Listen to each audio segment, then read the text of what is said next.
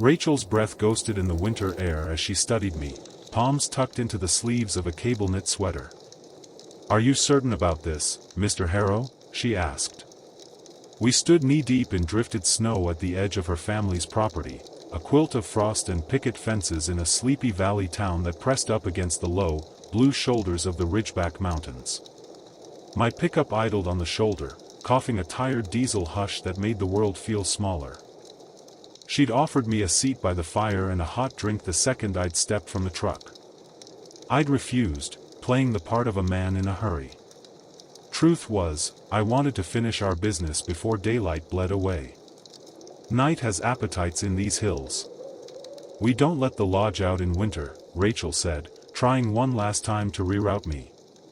"The back roads turn mean when the storms roll in." She wasn't wrong. The afternoon had smothered the valley in white, every path had become a polished bone of ice. But the weather was my smallest problem.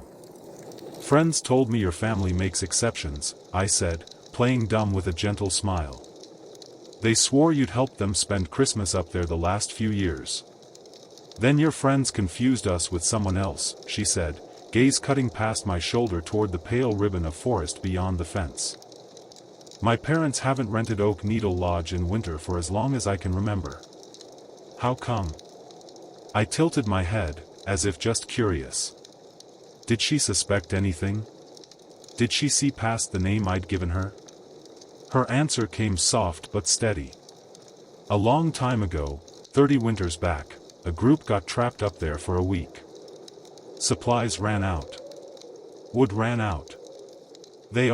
She faltered. They didn't make it." So she knew the acceptable version. Not the avalanche. Not me walking out when no one else did. And not what waited with patient hunger in those trees. I couldn't blame her grandparents for sealing that week in a box. Some history should stay buried where it can't whisper. "I'm sorry," I said, and meant it. The sadness fit the mask I wore. "We'll be careful. I've got provisions for 2 weeks and a satellite beacon." I jerked a thumb toward the tarp-strapped bed of my truck. "It'll be me, my 2 boys, and their families. We just want a quiet Christmas away from people. Hard to find with the world as it is." "I understand," Rachel said, sympathy warming her voice. "But I can't. My parents were clear." "What was your usual rate? 140 a night?" I asked. "I'll pay triple and leave it cleaner than we found it." My savings rattled in that promise like the last coins in a jar. She blinked, surprise bending her mouth before resolve found it again. "Fine," she said at last, "but not triple. I'm not taking your money like that. A few conditions instead." "Name them," I said, arranging my face into an old man's harmless grin. "Security deposit is triple," she said, lips curling, not cruel, just firm. "Holiday groups get spirited. And I'll come and check on you without warning." "Fair." I thrust out my hand. "You've got yourself a deal." We shook on it and she ushered me inside to handle the paperwork away from nosy curtains. I almost declined. The sun had begun to drain out of the sky and I hate being on the road at dusk here.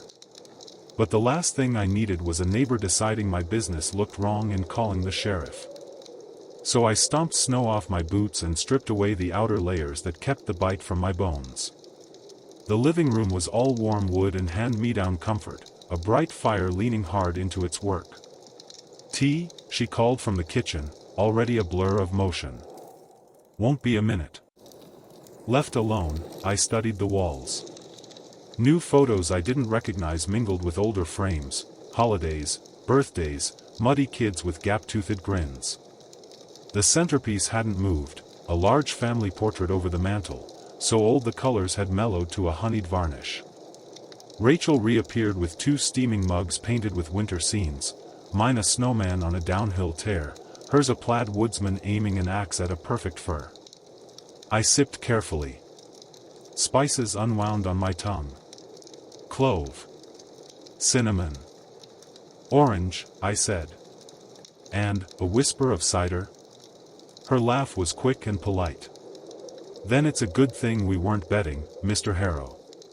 Just Harrow, I said with an easy shrug. And I've been making winter tea and Christmas dinners so long I ought to recognize my own seasonings. If only the memory were true. If only I cooked like that for a tableful of my own. If only there were seats to fill. Is that your family up there? I asked, nodding toward the old portrait. She looked and softened from the inside out. My grandparents. My parents. The whole noisy side of my father's people. A smaller Rachel anchored the front row in a summer dress, chubby fists gripping her mother's fingers. Let me guess, I said. The wobbly one who always needed a hand.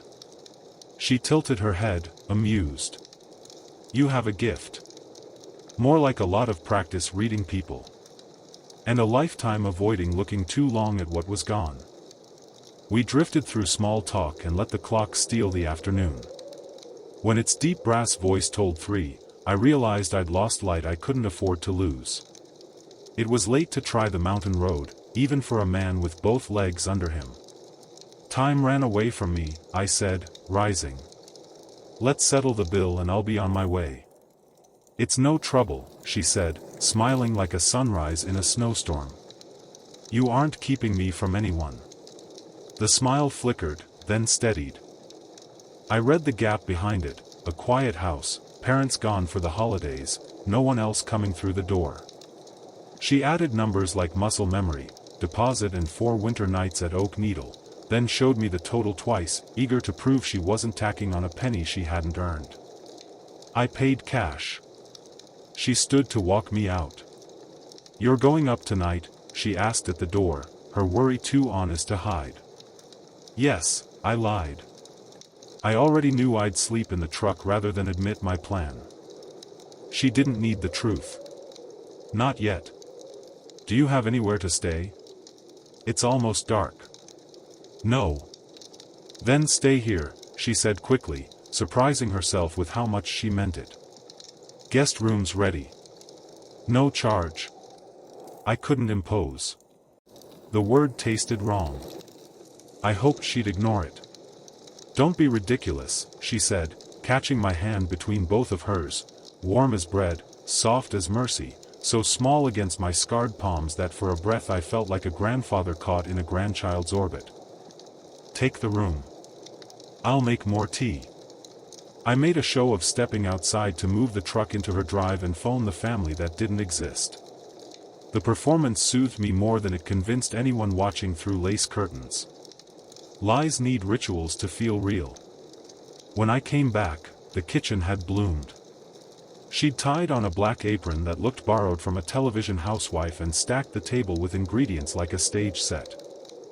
Let me help, I said, catching a box from a high shelf she could barely reach. With the cooking, I added when she blinked. Consider it rent. She stopped just long enough for her fingers to brush mine. Deal. But I'll feel guilty the whole time. The joke was playful, daring, and so obvious I almost laughed. Instead, I smiled and laid our options out on the table in neat rows. We need fast and delicious, I said, assuming command in a kitchen that wasn't mine. Storm's not waiting. We negotiated a truce of a menu: butter-slicked mash, roast vegetables, a spatchcock turkey breast that would brown before the dark caught us, tart cranberry jam with spice, a quick gingerbread trifle, and the sort of eggnog that makes tongues looser than they should be.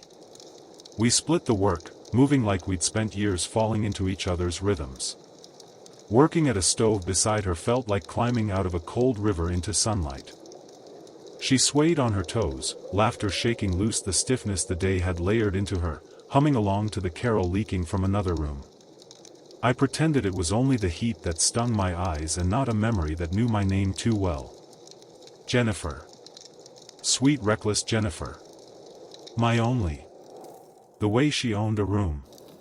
The way we owned a future back when we were young and sure there would be more of everything.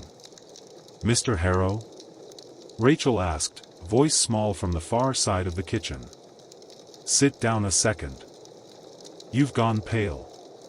She pressed a cool glass into my hand and leaned close to check my forehead with the back of her knuckles, kindness clumsy and perfect.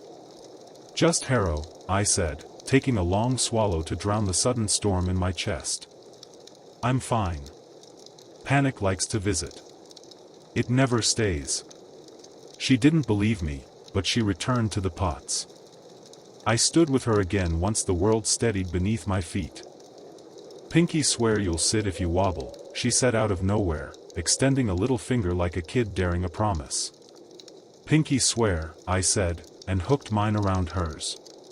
Dinner tasted like we'd stolen it from a happier night. You cook like someone's favorite, Rachel said after a bite too honest to hide. Your wife, if you have one, is lucky. My fork missed its mark. There was a Mrs. Harrow, I said, the words draining warmth from the room. A long time ago. Silence gathered in the corners while we packed away leftovers and washed plates that didn't need washing. I excused myself to the hallway bathroom to splash my face until the sting re-centered me. When I came out, she was halfway up the stairs. She handed me a ring of keys without quite meeting my eyes. I might sleep late, she said. Help yourself to whatever's in the fridge before you head up the mountain. I'll check on you like I promised. She closed her door and turned the lock. The guest room was small but honest, with a nightstand and a single window staring into black timber. I folded my clothes in a neat stack, stripped to my undershirt, and crossed the floor, my prosthetic foot announcing every step with a hollow click. The glass at the window was a cold mirror reflecting a man who'd been alone too long. The backyard ended at a fence and then the forest began, endless and old. I unlatched the window. The temperature of iron slid in and cinched around my ribs. I held my ground and listened. First the pines whisper. Then the small lives that move only when the world thinks it's sleeping. And then, some minutes later, everything stopped. The hush rolled out for miles, a velvet smothering of sound. The howl lifted from the high slopes like a blade held over stone. Not wolf. Not man. Something that learned from both and hungered more than either. There's a timbre only true winter owns, hollow, starved, endless, and it braided itself through that call until my teeth ached with old fear. That voice had twisted the mountain 30 years ago. It still could. I slammed the window and hugged the radiator while my marrow thawed. Cold makes you visible to the wrong things. Heat hides you again, if you're quick enough. When my fingertips stung with returning blood, I went to bed and let a bad sleep pull me under by the ankles. Dawn poured across the snow like spilled milk. I slipped out with the first light and didn't touch the leftovers even though I wanted to. At 8 I was on the road. The county plow had chewed a narrow artery up the mountain. My truck climbed it until the track gave out at a white field. Beyond that, the forest would only let you pass if you suffered for it. I parked where the world ended and the wild began. The tarp came back. I hauled a sled down, then the harness, then the tools and tricks I'd spent years assembling, a Dane axe dressed in silver, a chainsaw that would start in hell, a pump shotgun with both kinds of shells, 2 gas cans, jars and vials of my own chilled blood labeled with dates, extra clothes, a first aid kit, a dozen little things that sometimes matter more than the big ones. The climb hurt the way I wanted it to. Steeper with every 100 yards. I marked the way behind me every few hundred feet, flinging a red arc into the snow that sang like a violin string in this quiet. Landmarks returned like ghosts, the lightning split spruce, the boulder that looks like a sleeping bull. With each one my head tried to turn around and walk backward into that other winter when we were 6 and thought the mountain had made itself just for us. I cried where I thought no one could see, which is the only way I know how. Tears burned tracks into my cheeks and threatened the skin with frost. When I could breathe again without tasting old names, I kept going until the trees opened into the clearing where Oak Needle Lodge had been. Only it wasn't, not anymore. After what happened, the wreck had been torn down and rebuilt into something bigger, brighter, wrong in a way only a perfect replacement can be. I climbed the porch and shouldered through the door. Dust drifted in the light, and underneath it all a faint stored wood smell that told me winter had locked this place up tight since the first storm. My watch said 1 in the afternoon. The climb had stolen more time than I could spare. I lit the hearth and fed it until the logs stopped arguing. Then I took the saw, checked the fuel, and went back into the trees to start the other work, the work a man does when he means to invite something terrible to a specific place at a specific hour. Hours fell away like bark under steel. I dropped a dozen narrow pines and stripped them clean, muscles singing with the old hymns of labor. I dragged the trunks into the clearing one by one and built a pyre taller than a man and wider than grief. Gasoline soaked the wood. A jar of blood went to the tree lean. Another sat on a log beside the stacked timber, lid off, sweetness biting the air. The sun let itself be swallowed. From the fire's chair I watched night lay down over the ridge like a black dog. I told myself I'd wait, counting out the minutes the way you do when you've trained yourself to sit with pain. Sleep took me anyway, quick and dirty. Dreams were crueler here. They hauled me back to a date stamped in iron, December 24, 1991. I was 25 and thought time owed me a crowd of birthdays. We were 6 then, me, Jen, Michael, David, Kelly, and Lori, tangled in winter coats and bad ideas. The hike had been bright with jokes and bad songs. We'd promised ourselves we were too noisy and alive to be swallowed by anything as small as a mountain.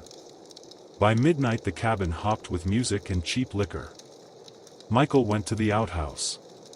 He came back wrong, eyes too big, breath misthreaded.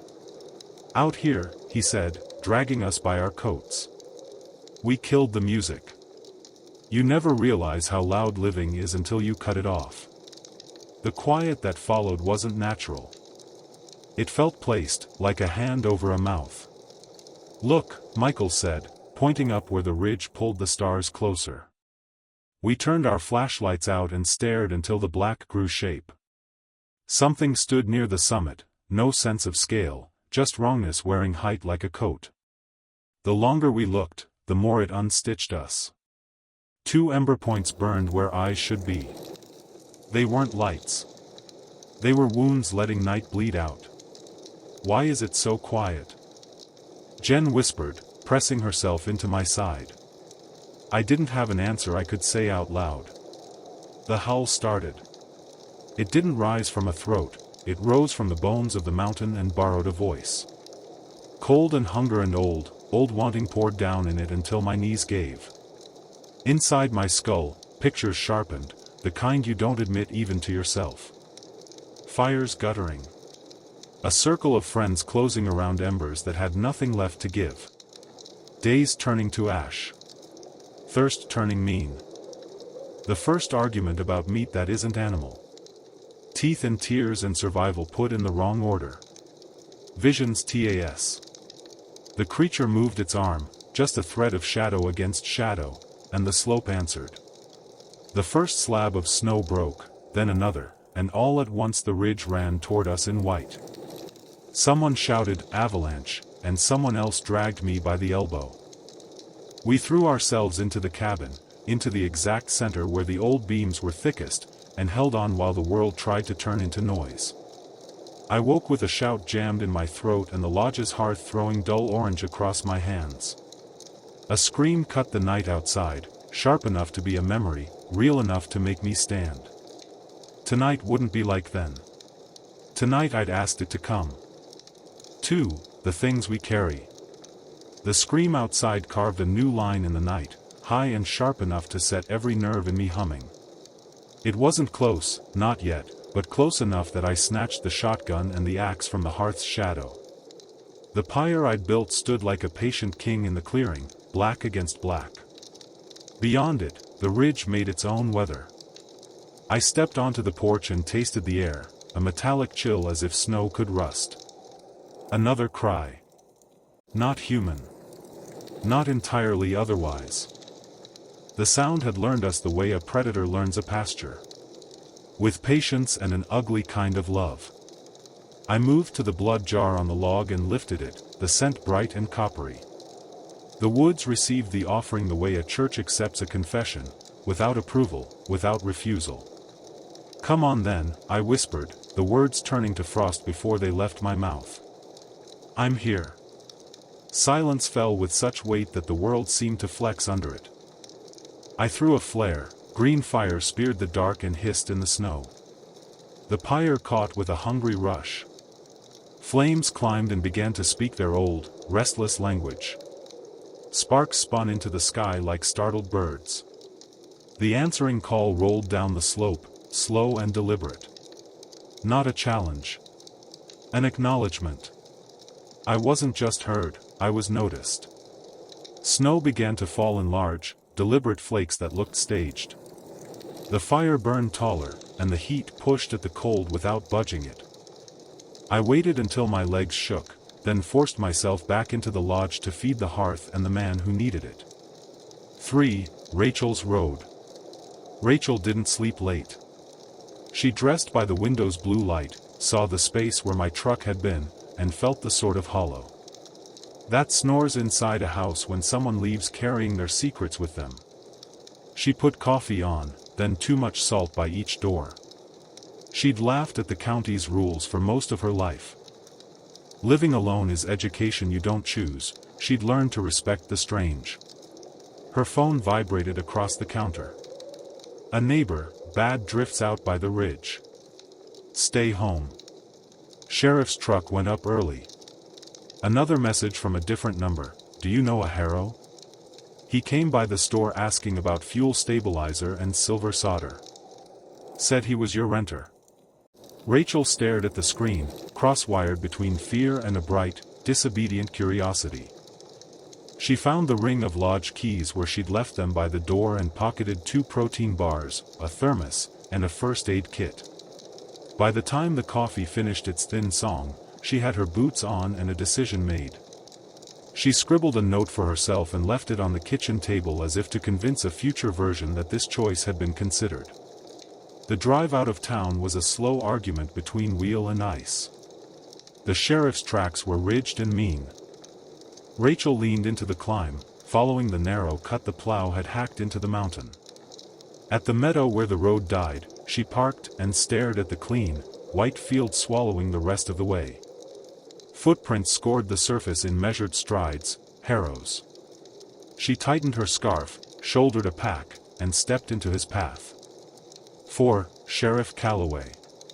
He found me before noon, a big man with frost settling on his mustache like an early claim.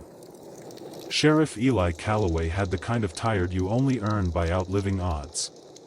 He stopped at the edge of the clearing, took in the pyre, the jars, the split logs, the way I'd arranged the world into a trap, and he did not lift his rifle. "Never thought I'd see you again," he said without saying my name. "You were new when it happened," I said. "Deputy then.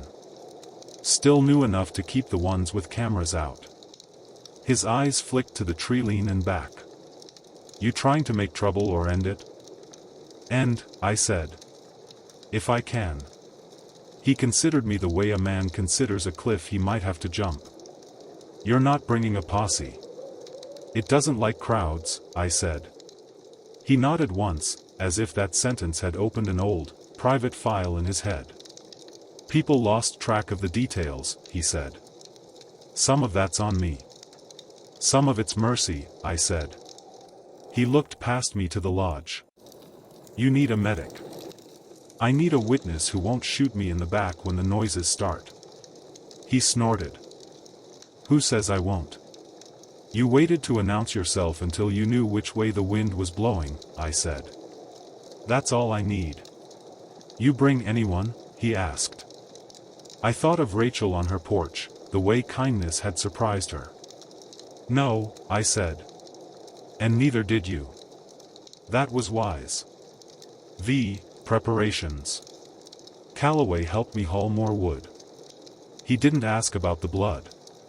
He didn't ask about the strange runes I was carving into the porch posts with a pocket blade honed down to a jealous sliver.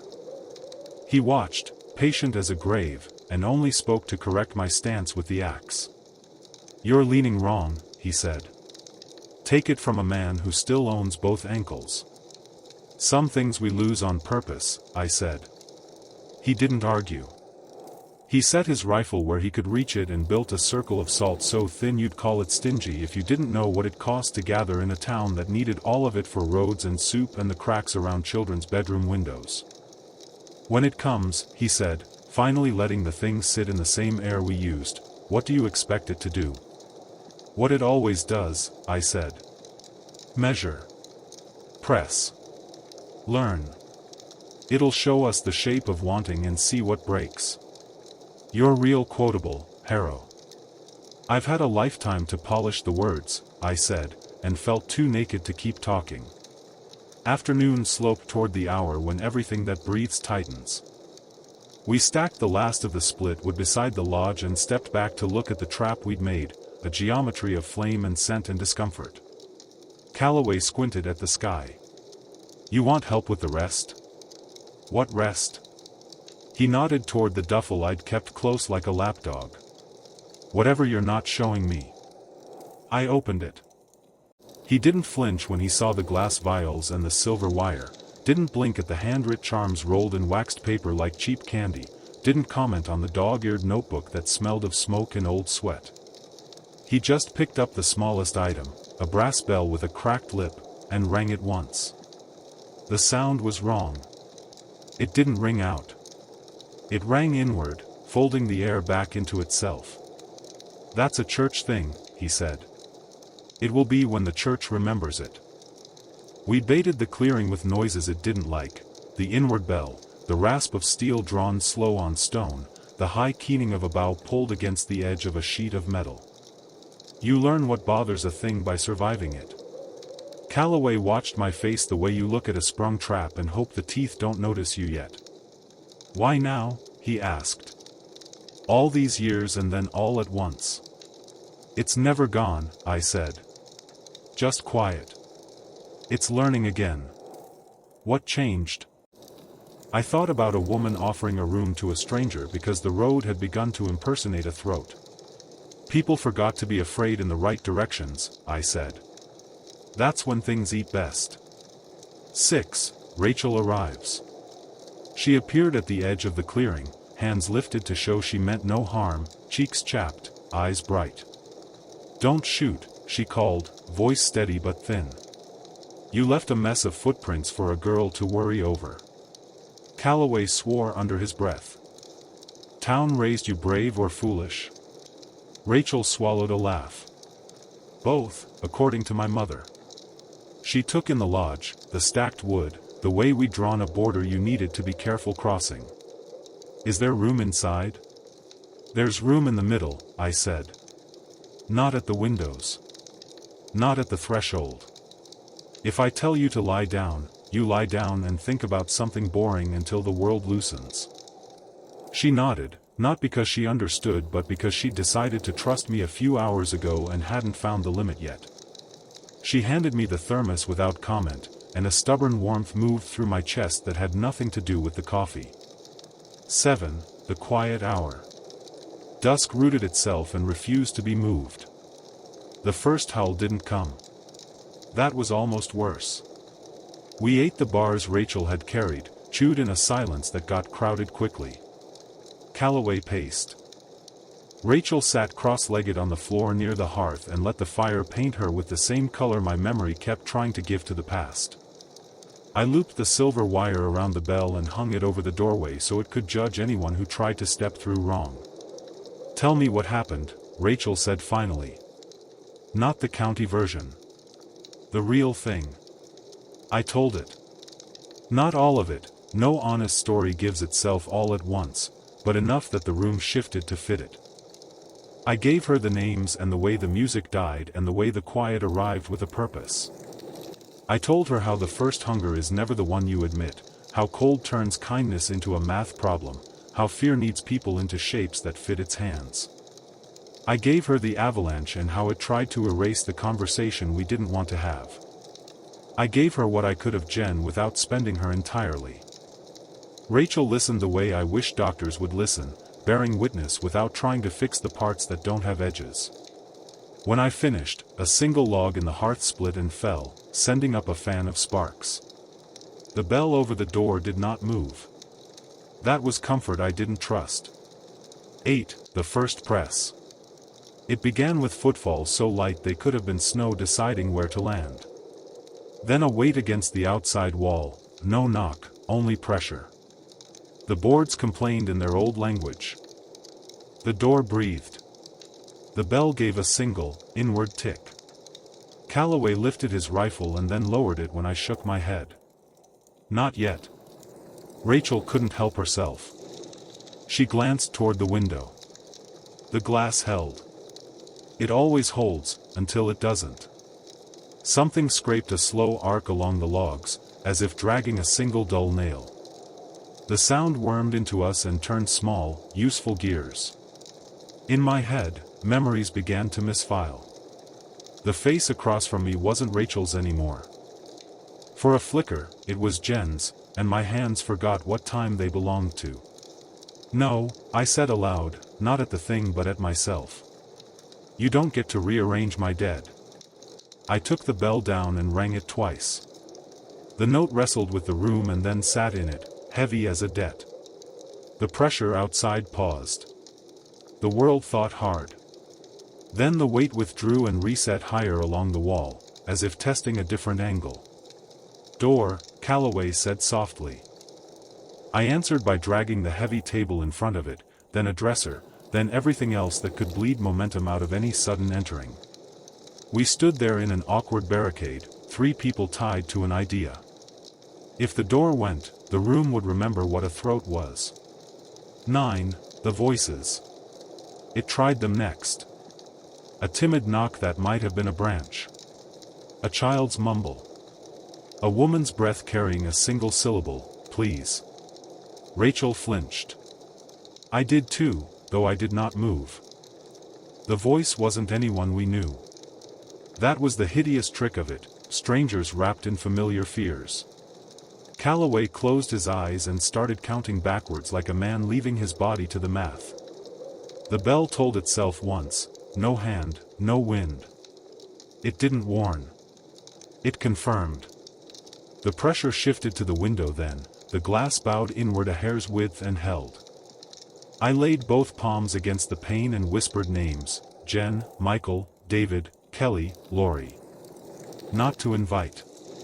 To account. To remind myself of who existed where. The pain went cold enough to burn. I left a bit of skin behind when I stepped back. The taste in my mouth turned metallic, as if the mountain had shoved a coin under my tongue like payment for something I hadn't agreed to sell. Fire as language. I stepped outside while the others cursed me for it and added 2 more logs to the pyre. The fire responded like a creature relieved to be remembered. Sparks leapt and vanished. The air smelled briefly of summer, of resin and hot stone, an old promise interrupting a new threat. The weight shifted off the wall. The snow took a single deep breath and let me pretend it was only wind. I dipped my fingers in the blood jar and flicked 3 drops into the fire. The flame blazed a violent blue and then steadied. That's enough, Calloway said from the doorway, voice shaky with anger he shouldn't have to carry for me. You make it hungrier when you feed the theater. I make it curious, I said, stepping inside. Curiosity makes it careless. Rachel gave me a look halfway between admiration and fear. You plan to insult it to death? If only, I said. 11. Names and debts. Midnight, not by any clock, but by the feel of things, arrived like a tide. The door relaxed, then tensed, then exhaled. The bell stuttered. The quiet outside fell so hard the fire sounded obscene. That was when the voices changed. They stopped pretending to be strangers and began guessing at names they had no right to know. Rachel, it said through the window, through the boards, through the seam at the baseboard we'd stuffed with wool. Open. She choked on a single laugh that wasn't friendly. No. Eli, it murmured. You left your boy at the hospital in '09 with a promise to bring him a coin from the machine in the lobby. You never did. Calloway's jaw went crooked. Lucky for me he prefers stuffed bears, he said. The joke was bad armor, but it held. Harrow, it said, and the way it said my name took my bones apart and put them back together wrong. She forgave you. I closed my eyes and saw Jen's last look, the one crueler than anything living could ever afford. That's not how forgiveness works, I said. You don't get to hand out receipts. Silence again. If a thing like that could be offended, it was. 12. The trade. We'd never spoken about the exchange in 1991. Not openly. There are stories you keep off your tongue because saying them lets them build furniture in your house. But I'd brought the bell and the blood and the wire because every trap requires an invitation. The thing on the mountain didn't just take. It offered bargains so sharp you didn't know you were cut until you bled out.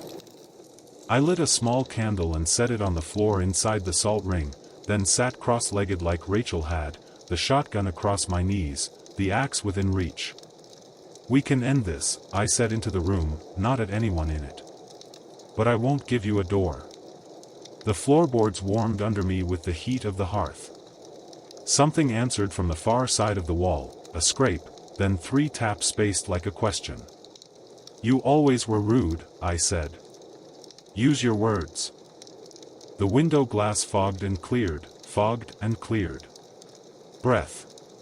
Not ours. Come out, it said, perfectly ordinary now, the voice of a clerk asking a customer to step to the next register. You've called. Come out. Make me, I whispered, and didn't recognize my own voice. It sounded like a boy who thought he wouldn't have to pay for what he promised. 13. The door gives. It didn't break the door. It moved the room. A pressure built that had nothing to do with weather, reality itself seemed to lean. The table shuddered and slid an inch. The dresser complained. Rachel grabbed the bell and rang it hard enough to pull skin. The sound blew the breath out of us. The pressure eased, then surged twice as strong. Floor, I said. We went down together, 3 bodies in one ungraceful prayer. The world tilted and then corrected. The bell's clapper stuck for a heartbeat and then swung forward on its own. The door held. Something like a laugh pressed through the wood and vanished into the fire's crackle. Why isn't it just smashing in? Rachel whispered. Because it's not a bear, I said. It's a question. What's the answer? We don't open, Calloway said. That's it. Poor answer, the voice said. True, but poor. 14. The false morning. Minutes or a year later, the window brightened. Not day. A mimicry. The kind of light that tricks birds and men. Calloway nearly rose. I caught his sleeve. Not yet. He stayed down, eyes watering from the effort of not believing what senses sell so cheaply. A shape crossed the window like a man in a heavy coat. Knocked again, 3 times, the cadence of a neighbor. Help, it said, different voice, wrong accent. We did not move. The shape lingered long enough to be polite, then left. The false dawn folded back into a deeper night. 15. The answer we brought. The pyre outside guttered, then climbed again as a wind found it. Heat drifted under the door, smoke curled toward the ceiling in lazy thought balloons. I took the small jar of ash from my pocket, the last one of the lodge that had burned all those years ago, rubbed into a paste with bare tallow and 9 words I refuse to say where children can hear them. I smeared a line across the threshold. The wood drank it like medicine and winced. Calloway put his hand on my shoulder. You sure? No, I said. But I'm finished being careful with the wrong things. 16. Break. It tried one more kindness. Harrow, it said, soft. You don't have to keep doing this alone. That's the only honest lie you've told tonight, I said, and stood. I opened the door. Rachel's breath stopped. Calloway swore so quietly the room barely heard. I didn't step over the threshold. I stood in it, 1 foot still in the circle of ash. The night pressed its cold mouth to my face. You know me, I said to the dark. And I know you.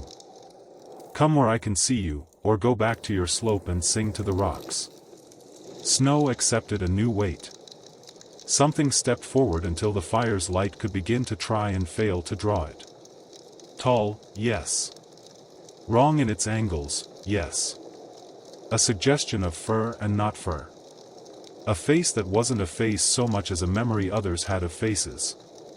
The eyes burned, but not like coals. Like glass catching the fire and holding it behind itself in a patient way.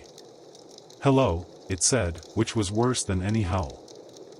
Hello, I answered, because bravery and madness are cousins that share a face. 17 terms. You called me, it said. The voice came from where its mouth would be if a person had made it. Underneath, older layers spoke too, like distant choirs. Why? You owe me, I said. You owe 5 others more, but I'll settle for my own debt. I keep no ledger, it said. That's your trick, I said. Everyone else does. It cocked its head, not as an animal would but as a man might, indulgent and faintly amused. You are dying, it said. Not now. Not quickly. But you are a man with less time than the mountain gives to moss. Why spend it here? Because the living need the road through winter, I said. Because you keep leaning on the houses at the edge and naming people in the dark. Names are doors, it said. Not while we're awake, I answered. It moved. Not a lunge.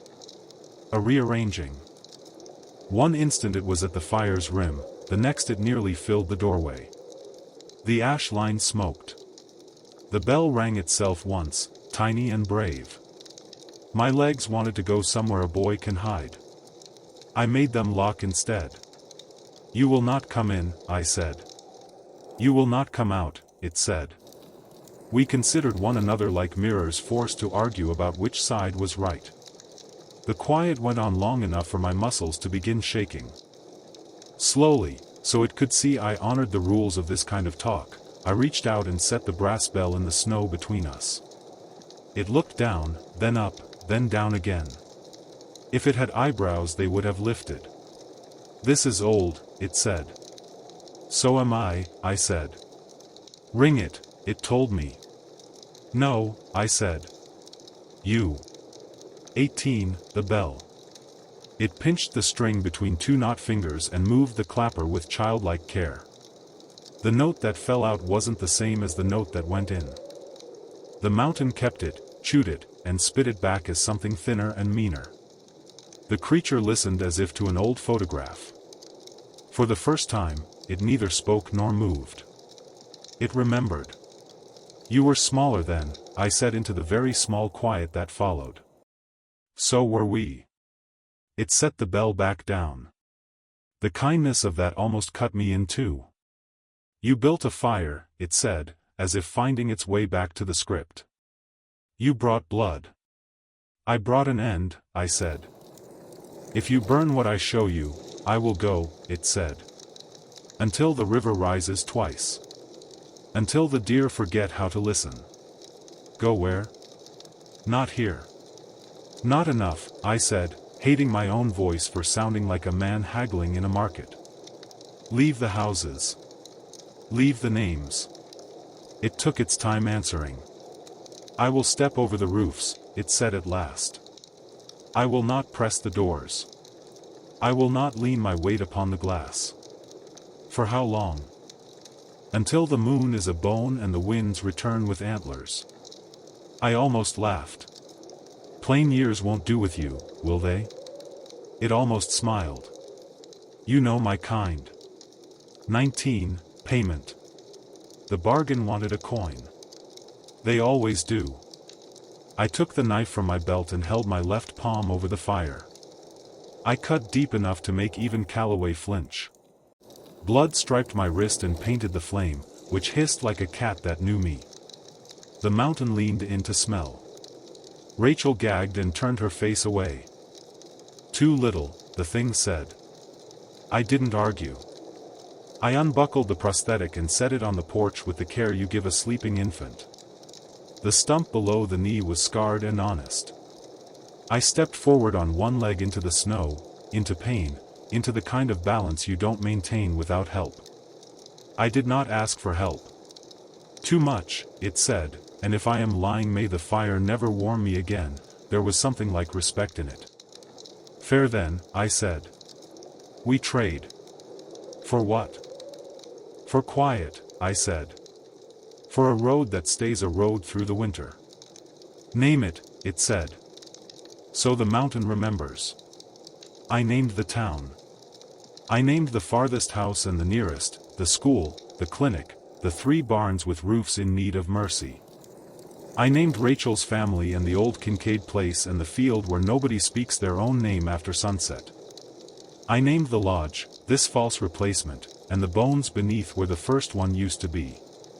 "Done," it said. XX, witness. Calloway spat into the snow, a human signature. "Say it back," he told the thing. "So I can swear in court later that I heard you." If it had laughed, it would have broken us. It did not. It repeated the terms in the same flat voice it used for weather, and the bell rang once all on its own, and somewhere in the trees something like a hand unclenched. "Get inside," it told me. "Sleep until from here." I did not ask what from here meant. I stepped backward over the ash line without showing it my spine. Rachel pulled me the last half-step by my belt like I was a stubborn suitcase passing through a train door. The thing watched, then turned the way shadow turns, and in 2 strides it was part of the tree lean again, and in 4 it was a trick of the fire, and in 8 it was nothing you could point at without sounding drunk. XXI, the long night. We did not sleep. We lay where we'd fallen, boots on, breath shallow, waiting for the test to come back and ask if we meant what we'd said. It didn't. The quiet that arrived had shape and purpose. It wasn't the smothering hush. It was the peace of a room after a hard visitor leaves. Sometime between then and the new light, I dreamed of Jen standing at the ridge with one hand lifted. She didn't wave. She didn't beckon. She lifted her hand the way a person does when the only decent goodbye is one that promises not to turn into a lie. Day found us upright and unsure. The pyre had collapsed into a bright lake of coals. The air felt less like a mouth. I opened the door and stepped onto a porch that was more wood than idea again. Rachel came with me. We looked at the place where the thing had stood and saw only trampled snow and our own fear melting. "Is it over?" she asked. "It never is," I said. "But it's elsewhere." "You bartered yourself," Calloway said from behind us. "That was foolish." "That was necessary," I said. "And it wasn't just me." He let that sit. "You going to make breakfast, or do I call it in as a crime that you made me sit through vows on an empty stomach?" XXA, the return. We left the mountain by the path we'd cut into it. The sled bit the snow with that particular good complaint it gives when work is the right kind. At the meadow, Rachel's car waited like a story that had decided not to learn a lesson the hard way. We loaded in silence and drove down together. The town looked as it always did after storms, bent, busy, bright-eyed in a way only humans get when they're reminded that someone still turns the sun on after night. At the gas station, the owner stepped outside and looked at us the way a person looks at weather on legs. He opened his mouth to ask, then closed it, then handed us 3 coffees without ringing the register. We drank while Calloway radioed in nothing anyone needed to write down. Rachel finally smiled without flinching. It looked like a woman discovering a bruise had already started to heal. XCI, debts and gifts. At her house, she pressed the guest room keys back into my hand even though we both knew I wouldn't need them again. "I made bread," she said as if that ought to explain anything. "Come inside." We ate like people whose bodies remember hunger more loudly than their minds. She gave me a tin with 8 thick slices and 2 jars, one with something dark and sweet, the other with salt she dried in an oven when the grocery ran out. For the road, she said. For whatever comes next. Don't say next, I told her. It gives the future ideas. She laughed and then didn't. Will it keep the promise? It will keep it exactly as spoken, I said. Creatures like that don't forget clauses. And you? I'll keep moving, I said. I'm better at leaving than arriving. You're good at both, she said, and if I'd been a younger man I'd have taken that as a door. I took it as a blessing instead. Ziv, accounting. Calloway drove me as far as the county line. You know you can't keep doing this, he said. I do, I said. I also know I will. He grunted. That our way. He stared at the road, then at me, then back. You going to tell me her name? Which? The one you were speaking to when you weren't speaking to me. I looked out at the fields. A fox stitched red across the white, a neat seam from hedgerow to hedgerow. No, I said. He nodded like a man arriving at the answer he'd expected. Tell me something else, then. Did it lie? Only by telling the truth where it hurt most, I said. He spat out the window, then rolled it up again like that mattered. My boy got the bear, he said after a minute. He loved it until it fell apart. We taped it up. He loved it more. I'm glad, I said, and meant it down to the marrow. XXV, Epilogue, Rules for Winter. I took a room above a bar in a town that smelled like diesel and sugar. I stayed a week and worked a broom and said little. The world went about its noisy business, a comfort I try not to judge. At night I wrote what I could write and burned what I should not keep. If there are rules worth passing on, they are simple enough to fit in a pocket. Keep salt by the doors. Keep your name in your mouth and your mouth shut after dark. When something outside offers you the shape of your grief, do not open. If you must bargain, do it as if you were writing on a stone with a nail. If you break, break toward the people who sit on floors with you when rooms try to become mouths. And if you make a fire, feed it with respect. Things learn from flame, us, most of all. On the 8th morning I folded the last slice of Rachel's bread around a piece of cheese and ate it slowly with the window open. The breeze from the north smelled like iron and pine and something complicated that I will not name. I laced my boot. I buckled the prosthetic tight. I picked up my coat. The bell in my pocket made a polite, accidental sound, the kind a traveler makes when he stands and leaves the chair as he found it. There are mountains everywhere. Some of them look like neighborhoods. Some of them answer to your first and last names. Some of them are made of old promises. I headed toward the next one before it remembered mine. Really scary stories, every day. Subscribe, like if you like, turn on the bell so you don't miss new videos.